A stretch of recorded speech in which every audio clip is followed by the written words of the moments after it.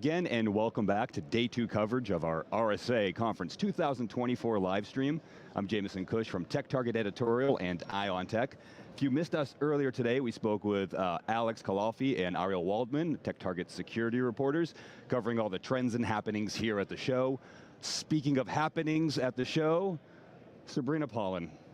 Happy to be here. Happy to be here, Jameson. You are happy to be here because it looks like you're having fun. I'm having a lot of fun. Day 2 has been exciting. We've definitely got a lot more people arriving today. Sessions are kicking up. Keynotes are getting more and more exciting. Our reporters are on site. We talked to them earlier today, like you said, Alex and Ariel, and I'm excited to see what they have to come back at the end of the day. But yes, having fun. Well, I asked about fun because our next guest is Jessica Gulick, founder and CEO of Katzcy and PlayCyber, and we're here to talk about cybersecurity as an esport. Is that correct? We are. Thank you very much for having me. Yeah. So, Jessica, before we get into the world of esports, you have a deep background in cybersecurity. Can you tell us a little bit about your experience and how you got here? Not the usual route. Okay. So I ended up in cybersecurity, first through desktop publishing, so more through the creative side, and was able to get a contractor position overseas when I was at Air Force Base in Germany, and from there, my career just kind of continued to expand into cybersecurity. I've worked certification and accreditation, forensics, policy, you name it, all helping as a consultant or a contractor for either the Department of Defense or out into the commercial space, into the financial sector. And then I also, later in my career, if you will, I had the opportunity to leave and really go more into a marketing role. Mm-hmm. And with that, it was great because I could reach out into the community. And that's where I really discovered how games can impact the cybersecurity as a whole and change lives. And from there, moved into being a global CMO, helping start the market with SOAR, and then over to running my own firm now and doing exactly what I love, helping firms grow and running cybersecurity games. So tell me again, let's dive in. How did you get interested in cybersecurity games? I mean, it seems like it's a sort of a novel concept. It is. So I want to say around 10 or so years ago, a Cyber Patriot, the high school program, started. And I was at the very first pilot down in Florida. And it was interesting to watch the young kids come in. And of course, they filled out a survey and it said, hey, do you want to go to college, et cetera? And they're like, I'm not really sure. And then they went through this entire day and I got to watch them just glow. Yeah. Right? Helping each other out as team players and seeing what they could find and how they could protect. And by the end of the day, they did the survey again, and the majority wanted to go into a college degree in cybersecurity specifically. So you move forward into the Maryland Cyber Challenge that we did a few years later, and a parent came up to me during a break and said, wow, and he didn't even know who I was, and he was just like, you have to understand, 4 months ago, I couldn't get my kid out of his device, just playing games, and he wouldn't talk to anybody. He said, and then he disappeared. He was hanging out with his boy crew, if you will. I thought he was into drugs or something. He approaches me while I'm sitting on the couch and says, Dad, we have to have a talk. And I'm like, and he's like, my team, what I've been doing lately is learning how to hack and how to defend against computer security issues. And my team made it to the finals in Baltimore. Would you take me? And by the way, Dad, I want to go to college now. And he was just like, I don't even care if my son wins today. Right. I just won. It really changes lives. And we've seen this again and again, whether it's students or adults. We had a program in Virginia called the Virginia Cyber Skills Academy with SANS and the Women's Society of Cyber Jitsu. And what we did was we took individuals who had never done cyber before, like literally cutting hair, doing nails, or working at a bar, but they had IT aptitude. And we take them through a 9-month process. This means their salary went from $25,000 in 9 months to $75,000. To a single mom with 2 kids, that's life-changing. Life-changing, yeah. And so it's great to see how games can really reach out into the community and gather people that not traditionally would have been considered geeks or maybe in the computer class, and bringing them into our field, because we need as much diversity as we can get. And it can be an intimidating field. Just the word cybersecurity, IT, like you kind of just assume you have to be like a genius or have that like IT track already going, and and it's really what you're describing sounds like it's making it the world of cybersecurity accessible and approachable, and absolutely, and expanding everyone's interest in it. Can you talk about the different cyber gaming programs you're involved in right now? We have quite a few. We have international global games going on, and we also have our domestic programs. Most people are familiar with the US Cyber Games, which is our domestic programs. Okay. So in the United States, we're looking for the top talent across all universities, ages up to 25. And that means we're looking for the best in crypto, web security, forensics, reverse engineering, I'm sure I'm missing a few, as well as attack and defense. Mm-hmm. And so we're creating, or if you will, we've commissioned a semi-pro team. That means there's a lot of great programs. So you have the Cyber Patriot at the high school level, you have CCDC at the college level, you also have the National Cyber League at the college and high school level, and you have the NSA CAE Games, which is pertinent to a few of those colleges that have gone through the CAE certifications. All of these create a wonderful feeder program for our semi-pro team that then represents the nation internationally. So we compete against teams in Europe, we compete against teams in Asia. We had our international championship in San Diego in August with over 50 nations represented. That's wild. That's so incredible. It's fantastic. And we try to stream it, right? So what makes our cybersecurity games now start to bleed into esports is the fact that we're bringing in the spectator piece, right? So we're a team game that's playing on electronic format, and we're doing so with spectators. So we use commentators like yourself to really tell the story. Mm-hmm. Tell the story of the athletes, we call them cyber athletes, and to tell the story of the game itself and why it's important. And that really helps bring cybersecurity to the kitchen table. Right. So you spoke about how it's helping individuals, but how about the cybersecurity industry as a whole? Okay. How can esports help the industry? I'm so glad you asked. We have a lot of smart people in cybersecurity. A lot of brilliant people, I would say, in cybersecurity. And we do a wonderful job in our schools in terms of teaching knowledge and skills. What we lack is how to work as a team. What we lack is what we call a high-performing team. When you look at a professional esports team or athletic team, baseball, football, etc., you have roles on the teams. So certain people have the best skills at being a quarterback, right, the best skills at being a wide receiver, right, or a post or a point if you go to basketball. They train heavily into those areas. But when the ball comes down the field or down the court, you pass it off, right? You love your passes, you communicate, I need help, we're all going towards a central goal. Now take it back a step. Those teams are not only working and functioning as high-performing teams, but to get there, they are practicing day in and day out. That's why we call them cyber athletes. Sure, we could call them gamers, we could call them players, we could call them, hackers, if you will. But an athlete is somebody who aspires to be more. Mm-hmm. This is someone who drinks, eats, sleeps their sport, right?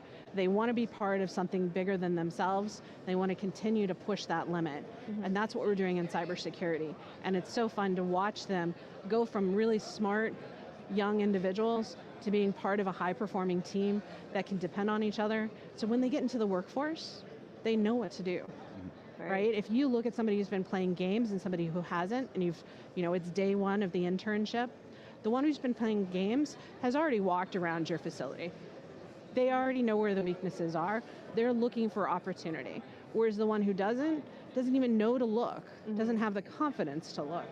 Mm-hmm. But the one who plays games, they're curious, right? They're persistent, and they're willing to look and try to figure it out. Mm-hmm. And that's kind of neat. That's what we need more in our community. Right, and having a workforce of curious individuals that take that next step, that want to be part of a network of teammates, that will just make for an overall stronger enterprise then, is what Absolutely. Is what the big zoom out picture is. It is, because if you think about it, think about, were you in sports? Were you guys in sports at all? Oh yeah, yeah. So when you get to being top notch, right, the high performing player, what do? You bring everybody up around you, right? You start mentoring. You're like, hey, let's go practice together. I need you to be good so that I can be good. And when you bring that mentality to the office space, when you bring that into the workforce or into our national security, now we can handle the issues that are here at the conference being talked about. What are we going to do about what we don't know about that's coming at us next week, if you will? Right. What are we going to do about these networks that are getting so fast that attack, forget one attack, you can be hit 1,000 times in a mere second, if you will, and you're just crushed. What do you do? And it's not the individuals that just go to school and do what they're told that are going to defend our networks. It's the curious ones, the persistent ones, the ones that have already been on the field, if you will. They've dared greatly, as we talk about with Roosevelt's speech. And that's what we're trying to do. And whether you're part of our team, the fandom, our coaching staff and mentors, it takes an entire community to push this forward. Absolutely. And by having a sport that we can get behind, now something very interesting happens. I mean, think about the Olympics. What happens at the Olympics? We bring out countries from all over the world to a central area to play certain sports, and they now can communicate. They get to know each other. They break down the barriers, the misunderstandings. They've lived kind of this joint life, if you will, through a sport. And now we can start cultivating some really cool collaboration. And that's what we're seeing with sports and that's cyber. the global ecosystem, I think we had mentioned earlier. Yes. So it's all connected. I mean, It's all not connected. just, it's the individual helping the individual, individuals working together within an organization, and then even scaling it up as a global community. Sure. Let's talk about diversity for a moment. Is that a challenge in cyber games, in esports, maybe generally? Talk to me a little bit about that. It is definitely a challenge, and it is a global challenge. And that was one of the things I did not realize. I'm a big advocate for more women in cybersecurity. I have been for very many years. But coming in a few years back when I went to my first international cyber game, I showed up and literally within 5 minutes I had people approaching me about this issue. Every country around the world suffers from a lack of women in cybersecurity and getting women to be interested in cybersecurity. And so we're looking for different ways to help inspire more women and open the door and be more inclusive. Diversity is key from a lot of different ways, so I hate to just focus it on gender. You know, different backgrounds, different languages, different perspectives. All of it brings tremendous value, because when we look at cybersecurity being really more of trying to maintain behaviors online, appropriate behaviors online, then we have to understand the user base, and if you don't understand your user base because you don't represent them, then you have a blind spot, if you will.